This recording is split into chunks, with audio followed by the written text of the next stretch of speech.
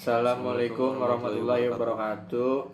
Kami dari kelas 6C mata kuliah analisis keuangan bank syariah akan menjelaskan tentang analisis laporan keuangan dan jenis-jenisnya. Dari saya sendiri, Zakwan Haidar. Dan saya Afganisman. Definisi laporan keuangan adalah hal yang penting yang wajib dimiliki dan dibuat oleh berbagai macam bisnis atau perusahaan. Fungsi dari laporan keuangan adalah untuk mengetahui cash flow serta keuntungan dan kerugian di dalam sebuah bisnis atau perusahaan. Setelah dibuat, laporan keuangan melainkan harus dianalisis untuk mengetahui berbagai hal yang berhubungan dengan kesehatan finansial perusahaan. Analisis laporan keuangan perlu dibuat agar laporan keuangan yang Anda buat tidak hanya sebatas laporan saja. Ada beberapa teknik analisis laporan keuangan yang dapat digunakan untuk berbagai jenis laporan keuangan. Beberapa teknik tersebut meliputi analisis common size, analisis tren, analisis persentase perubahan, dan analisis industri. Meskipun keempat teknik analisis laporan keuangan tersebut memiliki fungsi yang berbeda, namun semuanya sama-sama dapat memberikan gambaran potensi finansial perusahaan. Setiap bisnis atau perusahaan harus melakukan analisis laporan keuangan yang tepat agar dapat mencapai tujuan.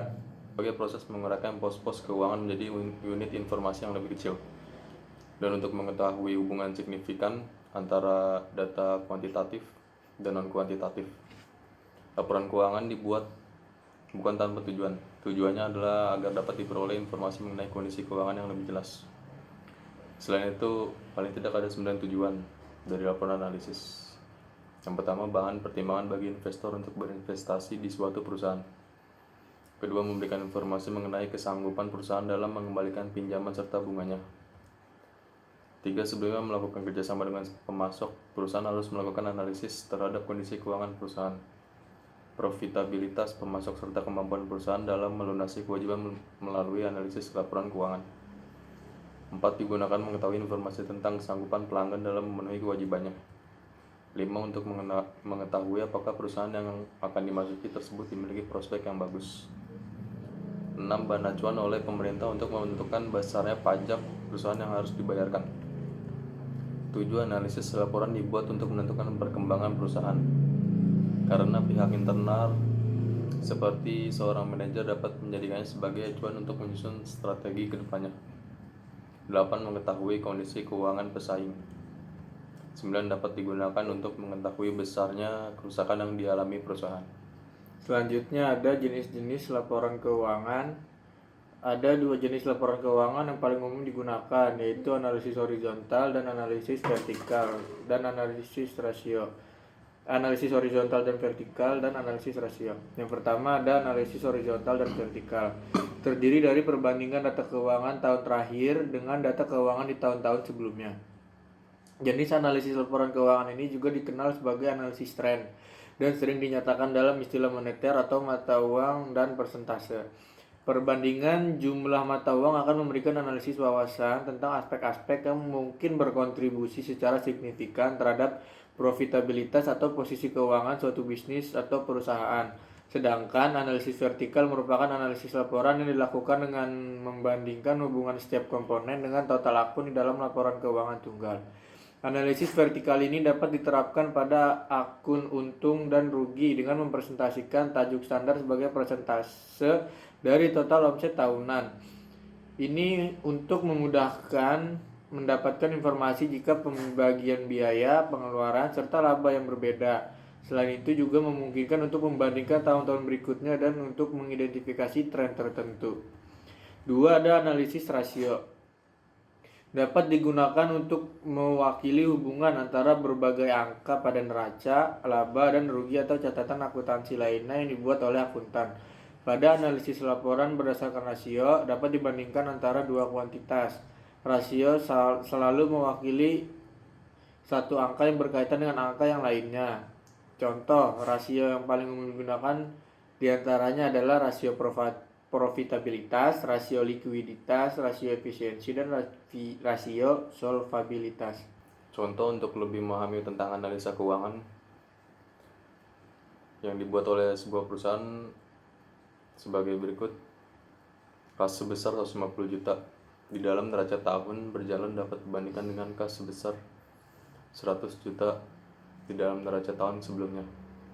Kas periode tahun ini dapat dinyatakan sebagai 1,5 atau sebesar 150% dari jumlah tahun sebelumnya, atau sebagai kenaikan sebesar 50% atau 50 juta. Prosedur analisis juga dapat digunakan secara luas untuk memeriksa hubungan di laporan keuangan. Contoh asumsi bahwa kas sebesar 50 juta dan persediaan sebesar 250 juta dimasukkan di dalam total aset senilai 1 miliar dalam neraca. Dalam bentuk relatif, jumlah saldo kas adalah sebesar 5% dari total aset, dan jumlah persediaan adalah sebesar 25% dari total aset. Analisis laporan keuangan merupakan instrumen yang berguna dan memiliki banyak keuntungan. Yang pertama adalah dapat memberikan investor informasi yang berimbas pada keputusan untuk menginvestasikan dana mereka dalam suatu bisnis atau perusahaan yang Anda kelola. Kedua, pemerintah dan pihak berwenang yang telah diberikan informasi dapat menentukan apakah bisnis atau perusahaan telah menutupi prinsip-prinsip akuntansi dan standar akuntansi yang berlaku. Dengan begitu, lembaga pemerintah dapat menganalisa tentang besaran pajak yang dikenakan. Selanjutnya ada jenis laporan keuangan yang bisa dianalisa. Dalam melakukan analisa terhadap laporan keuangan, tentu seorang manajer atau akuntan perusahaan tidak bisa menggunakan jenis analisis yang berbeda untuk semua laporan keuangan. Setiap laporan keuangan harus dilakukan analisa dengan jenis analisa yang berbeda pula. Berikut adalah contoh laporan keuangan yang biasa digunakan oleh para manajer atau akuntan. Yang pertama ada neraca. Neraca dalam dunia akuntansi merupakan sebuah laporan keuangan dari suatu perusahaan. Dalam laporan neraca akan terlihat kondisi keuangan perusahaan pada waktu-waktu tertentu. Beberapa komponen yang terdapat dalam neraca adalah data histori dari aktiva yang ada. Data tersebut menunjukkan setiap sumber keuangan atau modal baik. Selanjutnya ada laporan laba rugi. Terdapat berbagai catatan keuntungan maupun kerugian yang dialami perusahaan yang tercantum dalam laporan laba rugi ini. Catatan keuntungan atau kerugian perusahaan tersebut dapat berasal dari penjualan pokok produk perusahaan dan beban yang harus dikeluarkan perusahaan. Yang ketiga, laporan perubahan posisi keuangan. Pada laporan perubahan posisi keuangan, seorang manajer atau akuntan keuangan dapat melihat asal dan bagaimana kas tersebut digunakan. Atau dengan kata lain, seorang manajer dapat melihat setiap sumber dan bagaimana dana perusahaan digunakan. Adanya laporan ini sangat penting bagi seorang manajer atau akuntan untuk melakukan analisis laporan keuangan terhadap Menganalisis laporan keuangan. Pertama, memahami latar belakang perusahaan. Langkah pertama dalam cara menganalisis laporan keuangan sebuah perusahaan adalah dengan memahami latar belakang perusahaan itu. Harus mengerti model bisnis, produk yang dijual, sistem penjualan. Tujuan agar dapat mengerti operasi perusahaan, aliran uang, dan lain sebagainya, sehingga akan memudahkan dalam menghitung dan mencari hasil saat melakukan analisis. Kedua, memperhatikan faktor-faktor yang berpengaruh. Cara menganalisis laporan keuangan selanjutnya adalah dengan memperhatikan faktor apa saja yang mempengaruhi kondisi keuangan perusahaan. Misalnya faktor inflasi, pajak, tingkat suku bunga, perombakan manajemen, dan lain sebagainya. Termasuk juga di dalamnya adalah faktor kemajuan industri dan teknologi, karena dunia usaha saat ini sedang tidak terlepas dari kedua hal tersebut. Ketiga, mereview laporan keuangan.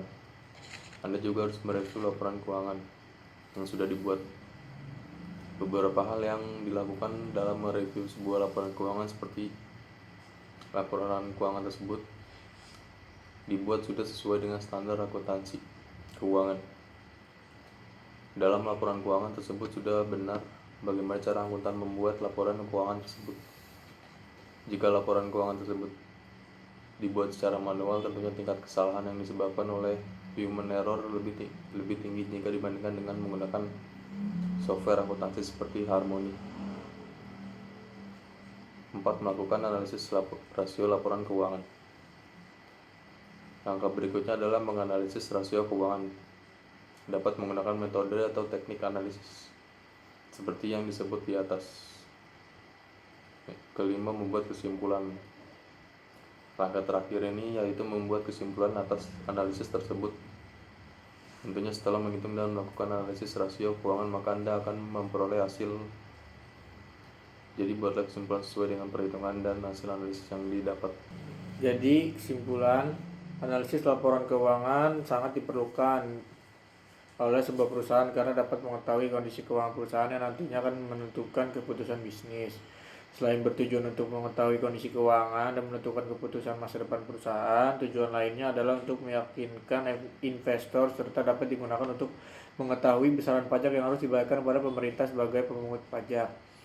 Ada 4 cara untuk melakukan analisis keuangan, yaitu analisis horizontal, vertikal, common size, dan rasio. Dalam melakukan analisis, Anda harus memiliki laporan keuangan yang valid sesuai dengan standar akuntansi keuangan atau SAK. Cukup sekian presentasi dari kami, kurang lebihnya mohon maaf. Wassalamualaikum warahmatullahi wabarakatuh. Terima kasih.